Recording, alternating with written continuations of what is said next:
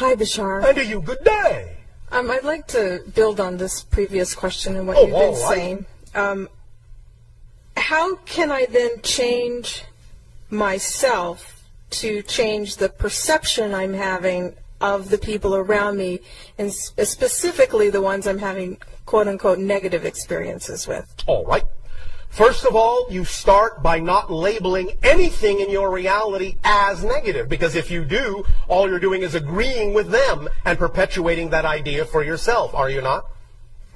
Yes. Well, then if someone does something that you perceive as happening in your reality or is directed at you, knowing what we just said in that you are creating your version of them, you must be somewhere within your own consciousness in agreement with that idea in order to perceive it that way. Now, we understand you have the ability to observe in a neutral sense, in an objective sense, so to speak, that someone can be being negative even if you're not.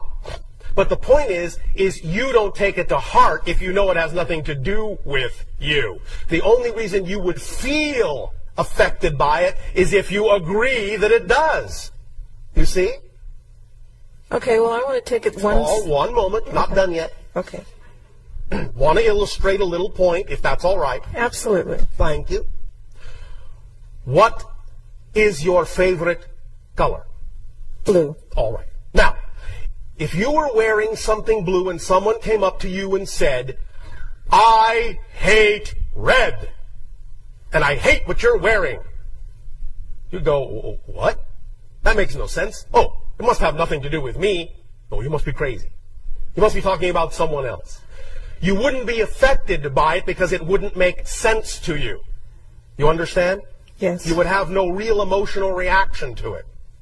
The idea, therefore, is that when you feel the emotional reaction of someone's supposed attack, what you're doing is getting them, your version of them, to reflect to you that some portion of yourself feels that way about yourself. Otherwise, you wouldn't react. You would just observe it. Oh, interesting. And move on with your day. But if you react to it, it's showing you, hey, some part of you actually is buying into this as true. So what do you want to do about it? So you say, well, thank you. Thank you for showing that I was not loving all of myself. And when you really start doing that, then you may start to see that someone else's attitude toward you may change, because what you've done is you've changed your version of them in your reality to be more reflective of the fact that you're now loving yourself more wholly. Make sense? The real being may still be going off and insulting everybody, but the only version of them you'll get is the version you've created that is now reflective of the love you're willing to give to yourself, that you weren't willing to give to yourself before. Is this starting to make sense? Do you see what kind of a shadow play this is? Yes, it's very subtle, especially if you're in the room with somebody. Yes. And you're not... Especially if you imagine you're in the room with somebody. Remember, it's not real. It's not real. It's your reality experience. It's not empirically real. It's just a symbol of the reality you are creating yourself to be, of your experience of yourself. So just because it looks like someone else is in the room with you, they're not. They're in their own room, maybe with their version of you. So the question is, what do you prefer to be going on in your room? Because you're the only one in it. Regardless of what it looks like, you're the only one in it. Are you familiar with what you call a fictional drama on your planet called Star Trek? Yes. Are you familiar with the device that they call the holodeck? Yes. Are you understanding that all of the other people are just holograms? I understand that intellectually. I just love that line. It is, no offense, no judgment, it's the ultimate cop-out. It is. I understand that intellectually is actually another way of saying I'm not sure I want to get too close to really knowing what you're saying here. It's pushing the idea away. Because you actually do know exactly what I'm saying. Deep in your heart, deep in your soul. It's just that you've been taught to be afraid to look at it too closely. Afraid to look at the concept or the actual experience of Yes, holograms? because you see, this is what you're dealing with. This is what most of you deal with when you're in this kind of situation. You're afraid to look too closely at dealing with this because what you've been taught to fear is that what you think these other people are saying about you might actually be true.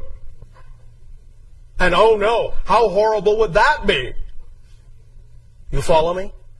If you look too deeply, you're afraid it might actually be true.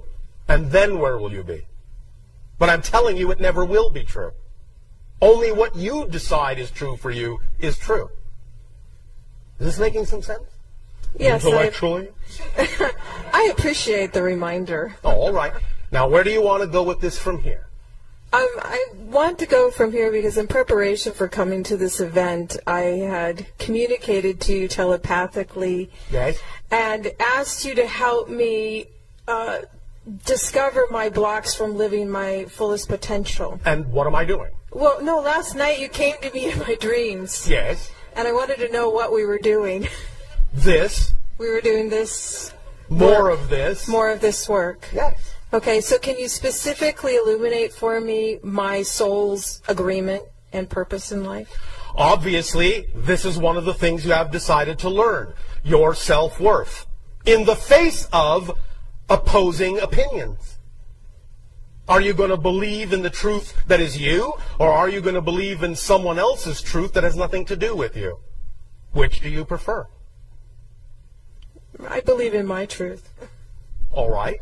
Then you can continue to choose to do so. And anytime you find yourself feeling fearful about what someone else is saying about you or reacting to someone else's communication at you, understand that's another opportunity to feel your self-worth and believe in yourself, and understand that many times when someone comes up to you and says something that seems like an attack on you, what they're actually telling you is they have the same fear.